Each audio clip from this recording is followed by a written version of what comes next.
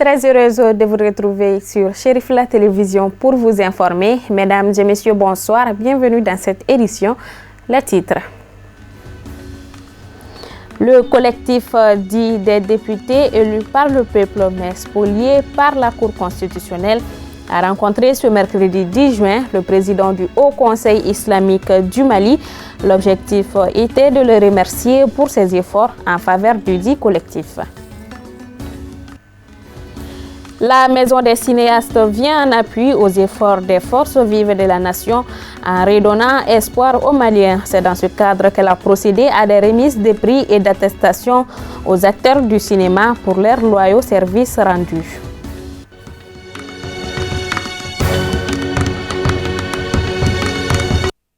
Devenue une tradition au fil des ans, la société Faso Kaba, conformément aux vœux de sa promotrice, a décidé de remettre chaque année en période hivernale au guide spirituel des Ansar une importante quantité de semences améliorées en vue de son accompagnement dans sa politique agricole.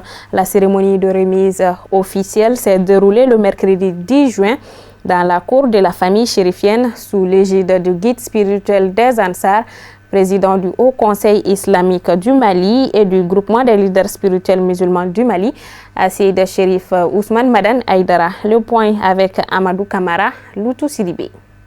Cette remise de semences améliorées intervient après celle des années précédentes au cours desquelles la société Faso Kaba a procédé à la remise de tonnes de semences de base de différentes spéculations au guide spirituel des Ansar Seyed Chérif Ousmane Madane Haïdara qui produit aujourd'hui des centaines d'hectares. Chaque année, effectivement, nous venons faire un petit don de semences. Ce n'est pas beaucoup, mais c'est juste des gestes qu'on fait au guide à l'approche de la saison hivernale. Donc on avait l'habitude de lui faire un don des semences de maïs, mais cette année, on a voulu ajouter d'autres spéculations. En plus du maïs, on a ajouté le riz, on a ajouté aussi le sorgho, le niébé et quelques semences maraîchères. C'est juste faire un geste auprès du guide pour préparer la campagne agricole. Parce qu'on a vu que lui, il fait chaque année des hectares de grandes superficies de céréales pour faire en donner aussi aux personnes diminuées. C'est pourquoi on a fait initier ce don-là. La remise de ces semences améliorées au président du Haut Conseil islamique du Mali et du groupement des leaders spirituels musulmans, nommé guide spirituel des Ansar Seyed Chérif Ousmane Madane Haïdara, va renforcer sa capacité de production de semences sélectionnées certifiées, gage de l'augmentation de la production et de la productivité. Les impressions de joie et de satisfaction et surtout de reconnaissance à l'endroit de la structure Faso Kaba. Effectivement, chaque année, comme le guide vient de le dire en Bambara, chaque année, cette société vient faire des dons de céréales à l'endroit de notre guide pour qu'il puisse vraiment essayer ces semences-là pour se rendre compte, en tout cas, de l'importance de ces semences-là. Donc vraiment, et surtout cette année, ils ne se sont pas limités seulement au maïs, mais il y a toutes sortes de céréales. Il y a le sorgho, il y a le, comment on appelle ça, il y a le riz, voilà. Donc, et puis il y a beaucoup d'autres produits, il y a beaucoup d'autres semences maraîchères qu'ils ont apportées cette année. Donc nous ne pouvons que vraiment les remercier et les encourager et surtout prier le bon Dieu pour que, en tout cas, leur société puisse aller de l'avant. En tout cas, nous sommes très contents et nous ne pouvons que, en tout cas, nous réjouir de ce qu'ils sont en train de faire annuellement à l'endroit de notre guide. A signaler que Faso Kaba est une société à responsabilité limitée légalement enregistrée au Mali depuis 2007 et située à Yerimadio en commune 6 du district de Bamako sur la route de Ségou près du 13e arrondissement de police. Elle a pour mission de participer au développement du pays et de l'Afrique par la fourniture de semences de qualité et autres intrants afin de produire et distribuer les semences de qualité comme le riz, le maïs, le sorgho, le niébé, l'arachide, les semences maraîchères et les intrants agricoles aux agriculteurs. Nous restons dans la famille chérifienne à Bankoni Djankinebougou où le collectif dit des députés élus par le peuple mais spoliés par la Cour constitutionnelle a rencontré ce mercredi 10 juin le président du Haut Conseil islamique du Mali, Hassid Chérif Ousmane Madani Aïdara. L'objectif était de le remercier pour ses efforts en faveur du dit collectif. Loutou Sidibé avec la voix de Moussa Fomba. Il s'agit à travers cette rencontre pour les candidats n'ayant obtenu satisfaction lors de la proclamation de la Cour constitutionnelle des résultats du second tour des élections législatives de remercier le président du Haut Conseil islamique du Mali, Seyed Chérif Ousmane Madani Haïdara, et toute son équipe pour les différentes démarches entreprises en leur faveur auprès des plus hautes autorités du pays. En outre, l'informer de la tenue d'un point de presse ce jeudi 11 juin, les candidats érigés désormais en collectif à 10 des députés démocratiquement élus par le peuple, mais spoliés de leur victoire par la Cour constitutionnelle. Et le collectif est venu rencontrer le président du Haut Conseil islamique, d'abord pour le remercier pour tout ce qu'il est en train de faire comme démarche et pour trouver une solution et par rapport à notre demande. Et cette demande n'est autre chose que nous, députés élus démocratiquement, dont notre victoire a été spoliée par la Cour constitutionnelle, que nous soyons rétablis dans nos droits. C'est-à-dire que nous puissions retrouver notre siège au niveau de l'Assemblée nationale. Ce qui jusqu'à présent n'a pas été obtenu. Le président du Haut Conseil a été saisi par ce collectif depuis un certain temps. Et il est en train de s'investir. Il a rencontré le président de la République. Et à travers ses démarches et son implication, et le collectif a rencontré le Premier ministre. Jusque-là, malgré l'implication du président du Haut Conseil islamique, jusqu'à présent, nous restons sur notre faim. Et nous sommes revenus pour voir encore le président du Haut Conseil islamique.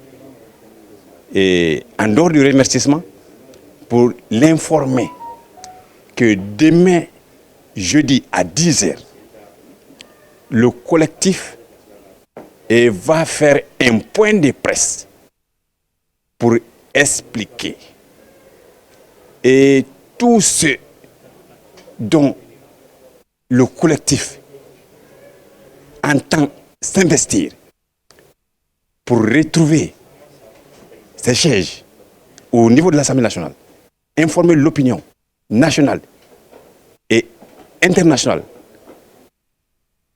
informer tous les Maliens de tous les contrées que ce collectif-là existe et que ce collectif-là n'a pas changé de ton. Après avoir écouté avec intérêt les membres du collectif pour la 3e fois consécutive, le président du groupement des leaders spirituels musulmans du Mali et guide spirituel des Ansar a invité les visiteurs du jour à faire preuve de responsabilité et de retenue en attendant la décision des autorités saisies pour la circonstance. Ils se sont engagés vis-à-vis du président à ne pas mener des actions sans informer le président.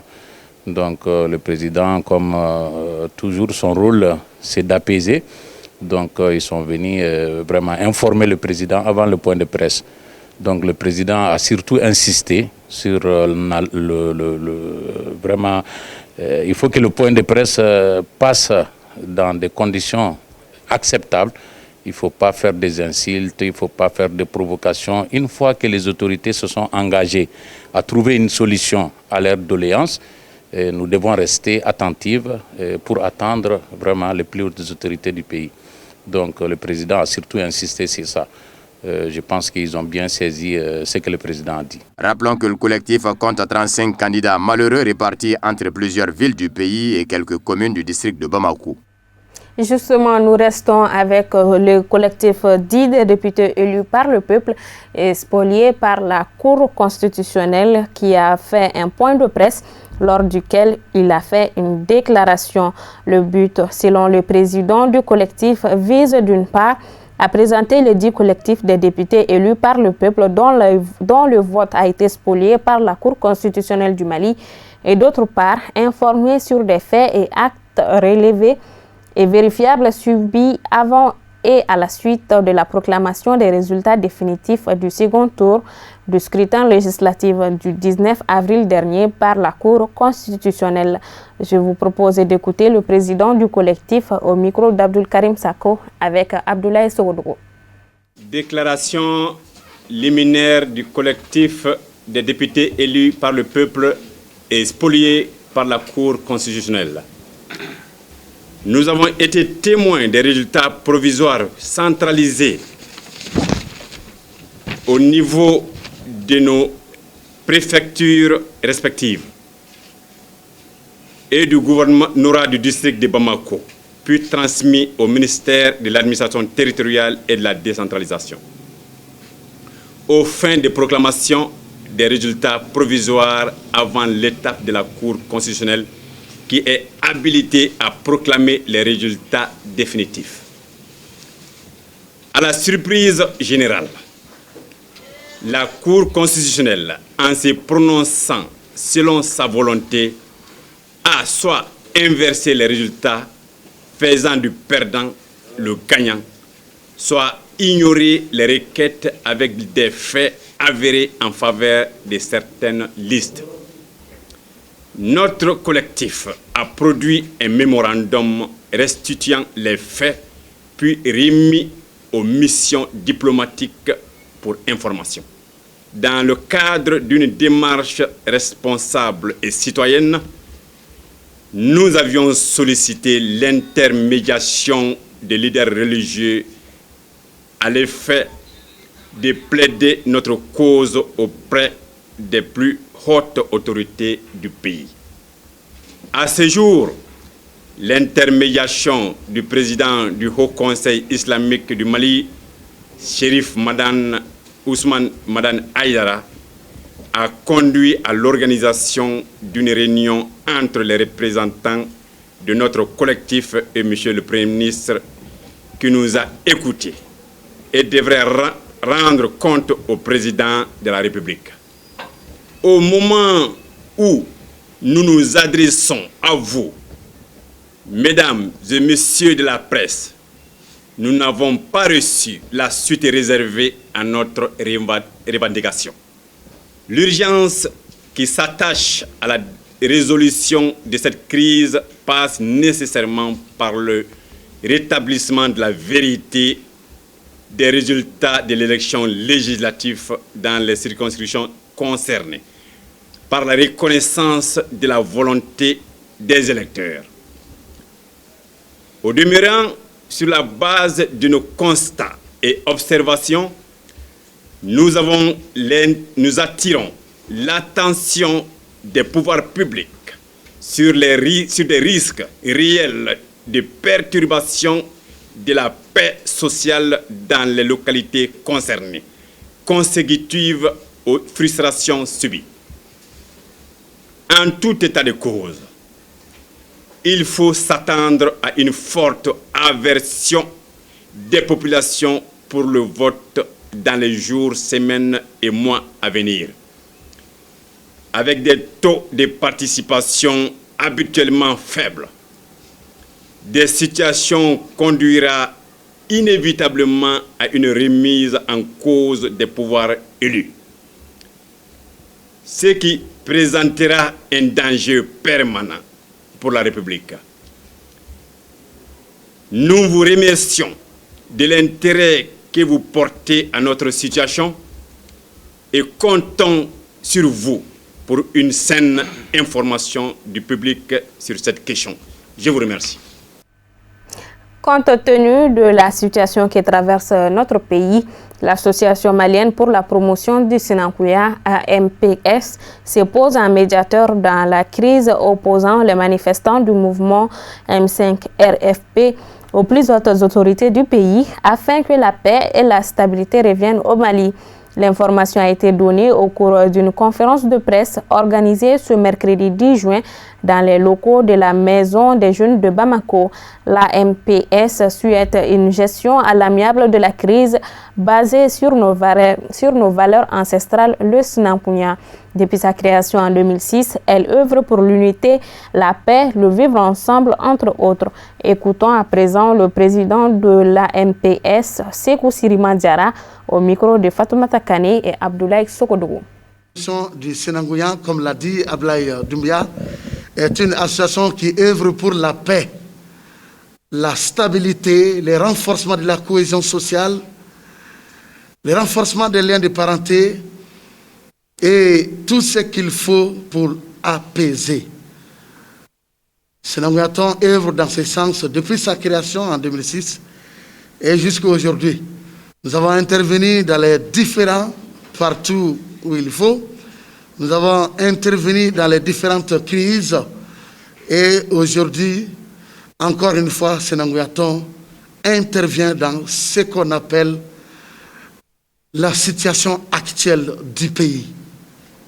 Considérant que le Mali est un pays de vieille civilisation, considérant que la diversité culturelle est l'une de nos valeurs sociétales, considérant que le Sinanguya est une valeur culturelle du Mandé, considérant que le Sinanguya est un moyen de renforcement de la cohésion sociale et du bon vivre ensemble, considérant que c'est au Mandé où fut élaborée la première constitution de l'humanité à travers les assises de Kouroukanfouka en 1236, considérant que c'est à travers le dialogue que le Mandé a toujours géré les crises, l'association malienne pour la promotion du Sinanguya AMPS, Mali Senanguyaton, recommande à son Excellence M. Ibrahim Boubacar Keïta, président de la République du Mali, chef de l'État, de recevoir dans les plus brefs délais en audience les manifestants organisés aujourd'hui dans un mouvement dénommé M5 RFP, d'écouter le peuple chaque fois que cela est nécessaire, de gérer les crises de notre pays avec nos valeurs ancestrales, notamment le Sinanguya. Au M5 RFP, de privilégier le dialogue, qui est un arbre valable de chez nous, d'accepter une médiation du Bureau national de l'Association malienne pour la promotion du Sinanguya, AMPS,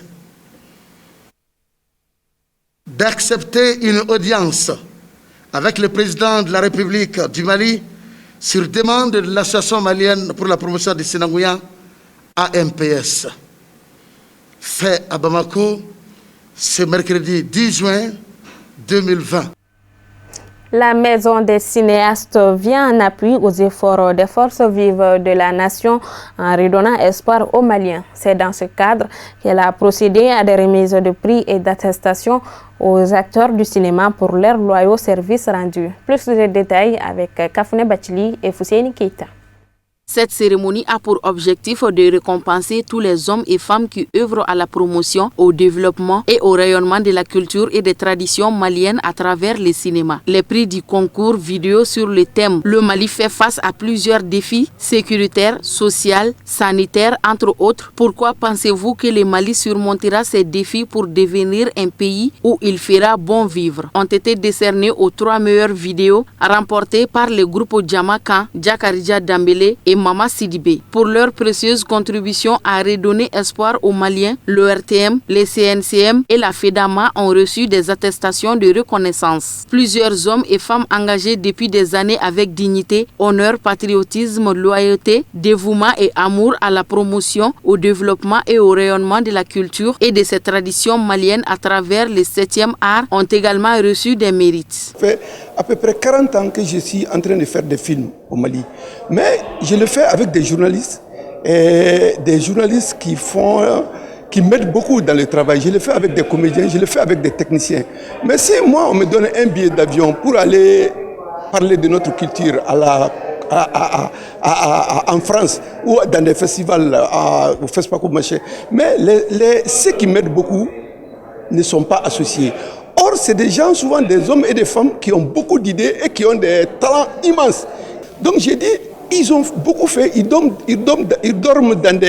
dans des classes d'école, ils dorment sur des nattes et dans des conditions difficiles, on fait des films. Et ce n'est pas normal que ces gens-là ne sont pas dans une maison. Donc moi, quand je suis parti en Mauritanie, j'ai vu qu'ils ont créé quelque chose. Ils regroupent tout le monde pour parler de cinéma. Donc si le produit sort, on dit « Ah, c'est le produit du Mali. Il faut que tout le monde fédère vraiment ses ressources pour qu'on puisse donner quelque chose de potable. C'est dans l'union qu'on peut réussir. Donc j'ai essayé de regrouper les journalistes, tous les grands journalistes et tous les jeunes qui montent. Je les ai dit, ils disent qu'Aboubacar c'est une bonne chose. J'ai dit venez prendre votre carte parce que c'est votre maison, notre maison à tous. Et nous devons vraiment bâtir cette maison-là pour que notre cinématographie soit rayonnante, mondialement rayonnante, avec notre culture, notre vision de voir et notre manière de voir. La représentante du ministre de la Culture est venue témoigner de l'accompagnement de son département aux côtés de la Maison des cinéastes du Mali. Notre présence est plus que nécessaire à cette cérémonie de remise de prix et d'attestation parce que d'abord c'est un événement culturel. Donc le ministère de la Culture étant le ministère de tutelle de la culture, donc il est important pour nous d'être présents et de soutenir les acteurs culturels dans leur initiative. Donc nous avons salué cette initiative de la Maison des cinéastes du Mali parce que le thème nous interpelle tous. Et le Mali fait face à plusieurs défis sécuritaires, sociaux et sanitaires. Est-ce que pensez-vous que le Mali pourra s'en sortir et pourra devenir encore un pays où il fera bon vivre? Le thème est intéressant, ça nous interpelle, ça interpelle tout le monde pour qu'on réfléchisse là-dessus, voir ce qu'il y a lieu de faire, ce qu'il faut faire, parce qu'à chaque problème, il faut une solution. L'assistance a été émerveillée par la projection des 3 meilleurs films primés au concours vidéo. Dans la suite logique de ces actions pour la stabilité du pays, le vivre ensemble dans un climat apaisé, le groupement des Gros Bras du Mali, GGBM, a rencontré l'imam Mahmoud Dicko. Au cœur des échanges, le renforcement du dialogue social, la conjugaison des efforts afin de s'accorder pour la stabilité du pays. Le commentaire est signé Samaïra Sanogo. En initiant cette rencontre d'échange sur la situation actuelle du pays avec l'imam Mahmoud Dicko, le groupement des Gros Bras du Mali, GGBM, respecte ainsi une tradition qui est celle du combat pour un Mali apaisé et stable. Tour à tour, les visiteurs du jour ont chaleureusement remercié l'imam Mahmoud Dicko pour sa disponibilité. Déterminé à multiplier les efforts pour l'émergence et le bonheur du peuple malien dans son ensemble, le groupement des Gros Bras du Mali n'entend pas rester là. Au dire des responsables de ce regroupement, une autre rencontre avec l'imam Mahmoud Dicko devrait avoir lieu dans les jours à venir. En prenant la parole, l'imam Mahmoud Dicko a tout d'abord égrené les mots qui rongent la société malienne à l'heure actuelle, tout en demandant un sursaut national pour redonner à ces pays son image d'antan. Il a également saisi l'occasion pour laisser entendre qu'il n'a jamais incité qui que ce soit à la violence avant de remercier les visiteurs pour leur démarche. Des séances de bénédiction ont mis fin à la cérémonie.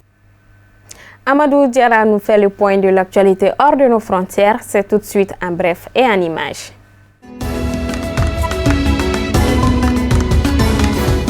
Chez nos voisins de la Guinée-Conakry, des rumeurs ont abondamment circulé cette semaine sur une éventuelle hospitalisation du président de la République, Alpha Condé, qui est l'un des dirigeants africains les plus âgés. Les élites politiques guinéennes ont été particulièrement frappées par le Covid-19. Les autorités ont déclaré plus de 4200 cas de contamination, dont 23 décès. En réponse à toutes ces spéculations, le président guinéen Alpha Condé, 82 ans, a assuré ce mercredi qu'il se portait comme un charme et enterrerait beaucoup de ses ennemis face à des rumeurs persistantes sur une dégradation de son état de santé. En Côte d'Ivoire voisine, 12 soldats ont été tués et 6 autres blessés ce jeudi dans une attaque dans le nord du pays contre un poste frontière proche du Burkina Faso, a annoncé un haut gradé de l'état-major de l'armée. L'information a été confirmée également par l'AFP. L'attentat s'est produit tôt dans la matinée. Les terroristes semblaient venir du Burkina Faso, a-t-elle précisé. 2 autres gendarmes sont portés disparus. Un terroriste a été également tué, a précisé la même source. Rappelons que la Côte d'Ivoire et le Burkina Faso ont lancé le mois dernier une opération militaire conjointe pour lutter contre la menace croissante des djihadistes liés à Al-Qaïda et à Daesh dans la région du Sahel. Actualité congolaise à présent. Dénonçant leur manquement, le docteur Denis Mukwege, prix Nobel de la paix 2018, a annoncé ce mercredi avoir démissionné de ses fonctions au sein des instances de lutte contre la propagation du coronavirus dans le sud Kivu, en République démocratique du Congo. Le docteur Mukwege déplore l'absence de tests disponibles dans la province et le non-respect des mesures de prévention. Denis Mukwege pointe également du doigt une série de problèmes qui ont diminué l'efficacité de sa stratégie, dit-il.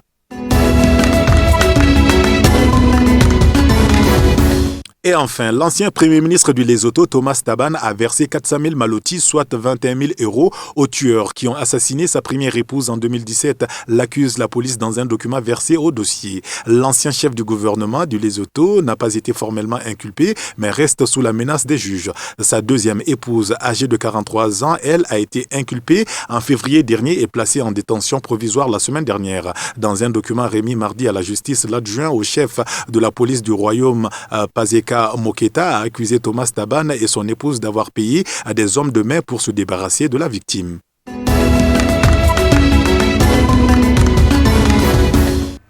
Et voilà, c'est ce qui met fin à cette édition. Merci de l'avoir suivi. Excellente suite de programmes sur Cherifla Télévision. Bonsoir à tous.